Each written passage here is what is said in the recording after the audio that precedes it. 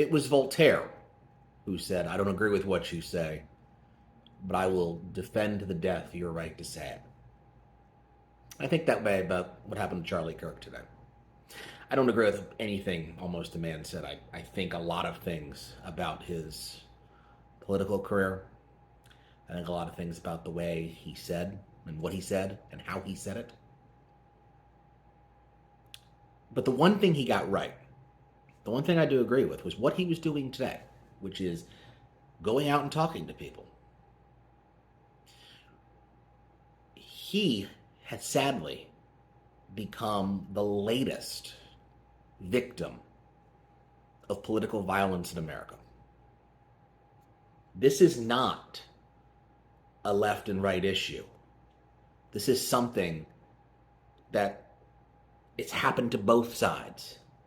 The perpetrators have been on both sides.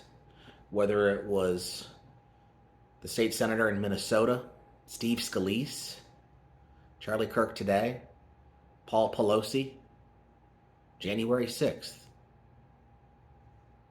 There has been a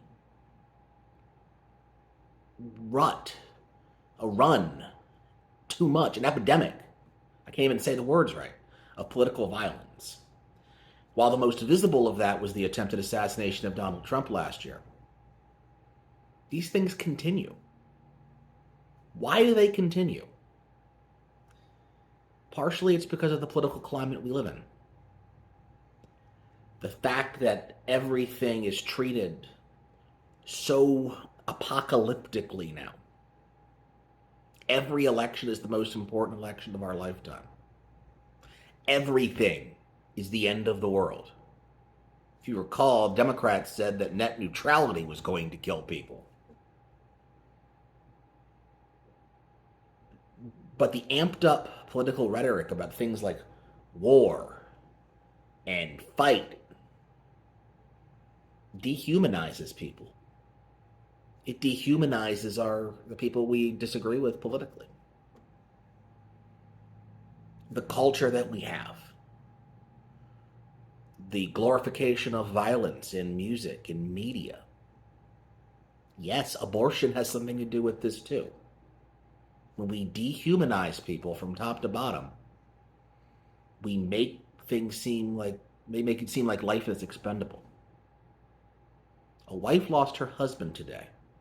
2 kids lost their dad. That, more than anything else, is the worst thing that comes out of this. Is that somebody who was loved by his family was taken away from them in a senseless act of public violence. If we are to survive as a people, we can't have this. We should be able to disagree with people without resorting to violence.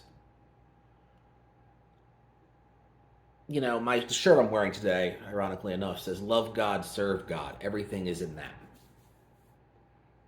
Tell me how you're loving God and serving God by murdering God's children,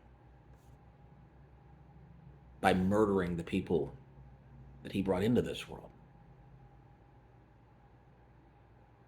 Charlie Kirk didn't deserve this. Whether you agree with him or not, he didn't deserve this. Neither does his family. None of us do.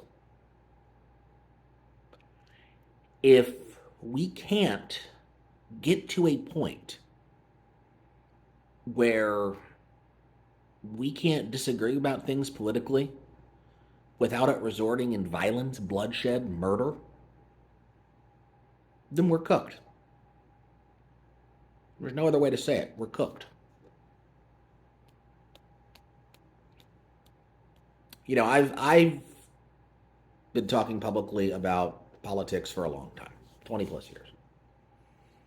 And not once have I ever felt in danger of something like this happening.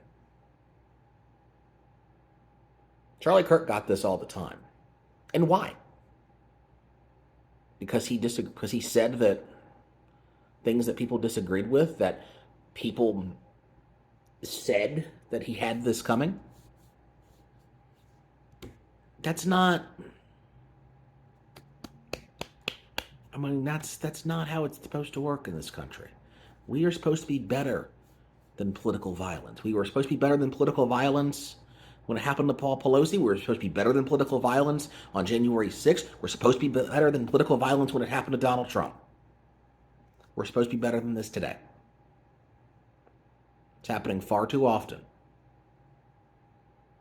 And if we can't have people speak in this country without the fear of getting shot, then God help us all.